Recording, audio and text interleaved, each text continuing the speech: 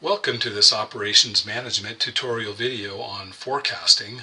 This is part 3 of a 4-part series, and in this video we're going to talk about seasonal index forecasting. We'll return to our Excel workbook, except this time we have a new scenario. We have a business here that sells ice cream, and as you can see, as we go through the months of the year, the demand increases as the weather gets warmer and the demand gets lower as the weather gets colder. So this demand, or this product, or this business exhibits a seasonal pattern to its sales. And so we want to be able to forecast taking that seasonality into account. And what we need to do is forecast what the demand is going to be by month in 2010, assuming our annual sales are going to be 5,000. Yes, I know this, we're in 2021 as I record this, but we're going to go with this example because it's consistent with what's in the book. All right, we start by averaging the sales by month. So we simply write the average formula. We grab the January sales for the 3 previous years, and that tells us our average in January is 96. And we can copy that down through all the remaining months, and we'll notice that the average goes up as the weather gets warmer and then goes back down as the weather gets colder. Then what we need to do is we need to get the average of all the months. And so again, we use the average formula. We grab the entire range of all the months. We're going to anchor that data because we want it to stay put as we copy this formula down through this column here. And so again, we have the same number in each cell here, 373.6. To compute the seasonal index, it's really quite easy.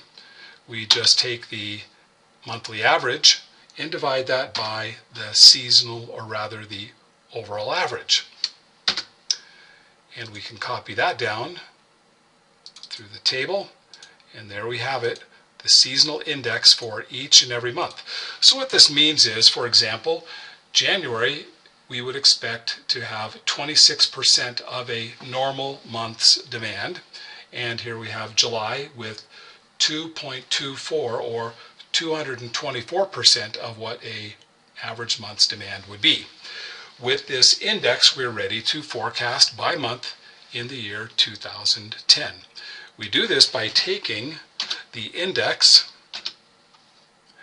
and we multiply it by the demand, the expected or the annual forecast, but we have to anchor that cell because we're going to copy that cell down through the range, and we want to divide that cell by, well, we have 12 months, we want to divide it by 12, but I'm going to do something a little bit fancy here. I'm going to use a count formula.